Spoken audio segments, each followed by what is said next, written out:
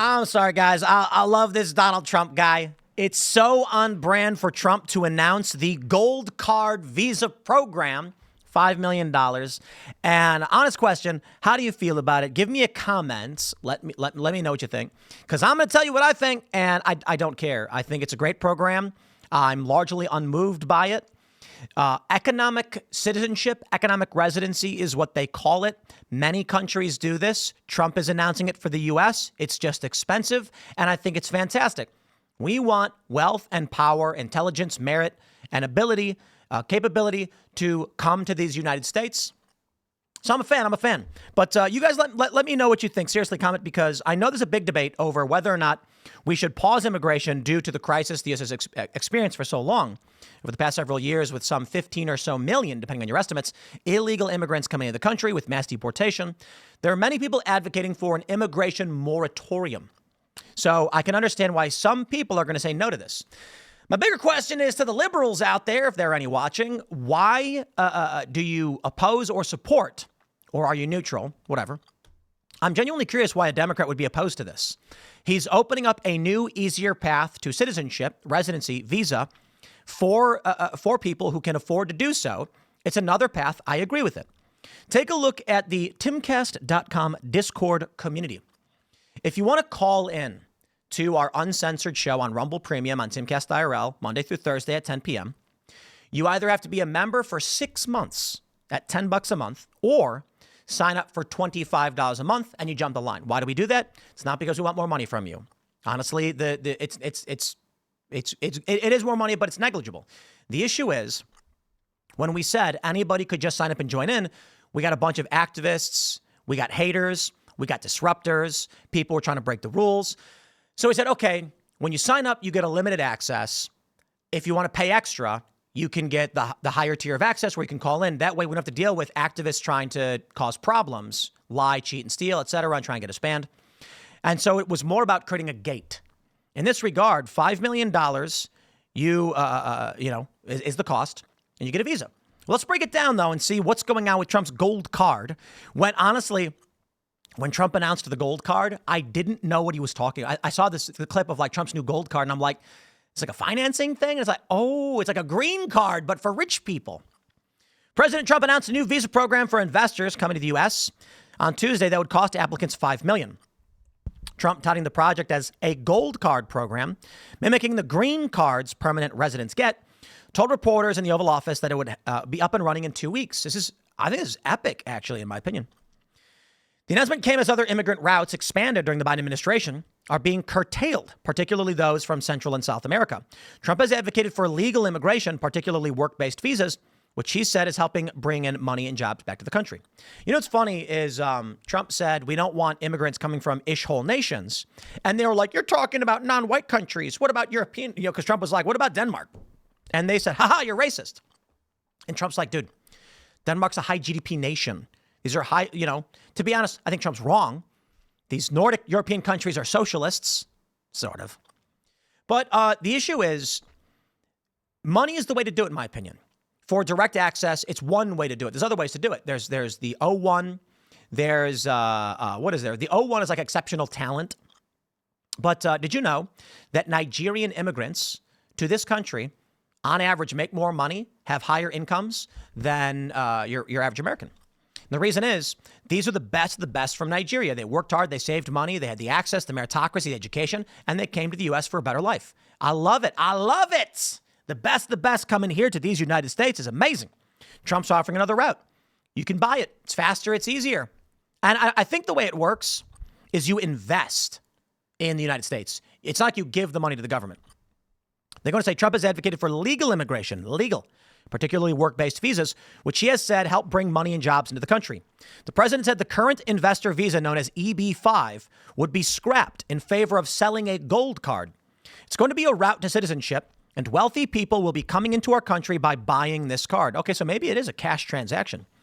They will be wealthy. They will be successful. They will be spending a lot of money and paying a lot of taxes. I am for it. Let me tell you.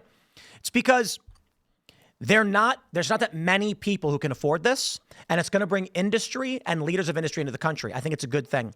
What we don't want is displacement migration. That is, a large influx of a different culture can disrupt and displace our traditional culture, be that the American culture of all different racial backgrounds. We don't want disruption and conflict. The investors coming in, few and far between, and it helps bring industry and it'll be great for the economy. They say Trump was joined by Commerce Secretary Howard Lutnick, who said the current EB-5 program was just a way to get a green card, which was low priced. Currently, the EB-5 costs between $100,000 and $200,000 in fees from the U.S. Citizenship and Immigration Service. But that is on top of a commitment applicants have to make to invest between $800,000 and $1 million. So let's just break it down. Trump's actually saying we're making it a little bit more expensive, a little easier, a little more expensive. The visa program, one of many job-based visas offered by the U.S., also requires at least 10 jobs to be created by the investment, and the applicant has to prove they have the capital in the first place. EB-5 holders get a 2-year green card and can apply for an extension.